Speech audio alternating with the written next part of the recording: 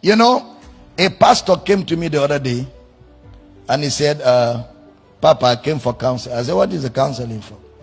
He said, Papa, I don't know why I'm not successful and it is not working. A pastor talking like that. So I asked him, are you a businessman or a politician? He said, no, I'm a man of God. I said, what is not working? I said, I don't understand, because what you're speaking is strange to my ears. What do you mean by it is not working? Do you mean that the word of God is not working? He said, no, what I mean is that I am not successful in ministry. I say, what is the yardstick?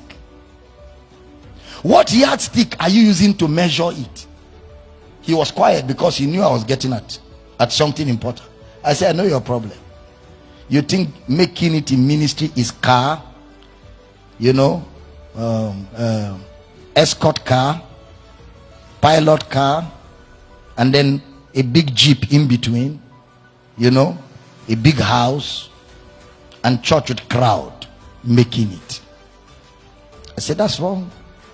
That's not the way ministerial success is measured. What is the way ministerial success is measured? A minister who is successful is a laborer in word and doctrine. Finish. Once you teach the word and you're sound in your teaching, you're a successful minister. It's not measured by things. If success in ministry is measured by crowd, what about across the river where there are fishermen that must be pastored, and in the whole village there are only 50, and a pastor has to live there and pastor them forever? So that means that man's church, even if the whole village join his church, there can never be more than 50. Is it not a success? If he goes to that village and he has 30 members out of 50, his church is bigger than churches in cities. If a city has a church of over 14 million people and he has 10,000 members, he is not as successful as that man pastoring in a city of 30 members. So we don't measure ministerial success by crowd. We don't measure ministerial success by car, influence and affluence. We are not businessmen and we are not politicians. Ministerial success is measured by soundness in doctrine. And when you start teaching people sound doctrine, even if they are 4 and they grow in the knowledge of Christ, you are successful.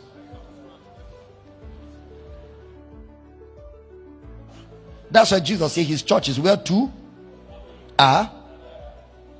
That's the church of Jesus. That's the church of Jesus. 2 or 3 gathered in my name, I'm there.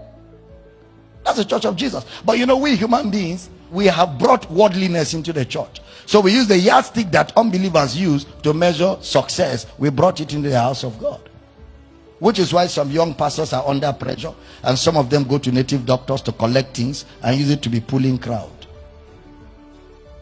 So you don't respect a man of God because of his cars. You respect him because of what is coming out of his mouth. You check his doctrinal weight. That's what determines respect. It's not the crowd. It's not the houses and the cars. Those are not the things that make ministry. If success in ministry is by wealth, no pastor is successful. Let me tell you, the most carnal man on earth is a man that respects a man of God because of his wristwatch and his suit and his car. You are as carnal as carnality can be. Real spirituality is to respect men that labor. Bible says they that labor in word and doctrine deserve double honor. Then he said, esteem them highly for their work's sake, not for their car's sake. And that's why preachers feel when you just have big cars, big cars, and you have bodyguards, you have escort and pilot cars, when you enter everywhere, as you're coming out, your protocol, they're pushing everybody down, so that the man of God can come out. The man of God. And then you see him feeling cool as they are pushing people down. The same people you are supposed to disciple and build up, they are pushing them down, and you are happy. People are desperate because you have told them ministerial success is car and house. Let me be honest, listen to me, every one of you. When I came into ministry, pastors were not anything to talk about. To even marry, if anybody agreed to give you their daughter, is the grace of God. Because when I joined ministry, the best of pastors were using bicycles. Most were trekking. There were not many pastors that had car. So I didn't come into ministry for money and fame and popularity. I came into ministry with a raw passion to teach people the word of God and help people. That's all that brought me to ministry. That's all.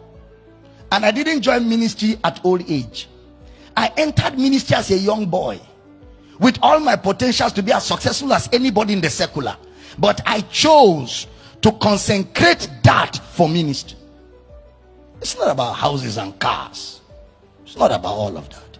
The true minister is a teacher of the word of God.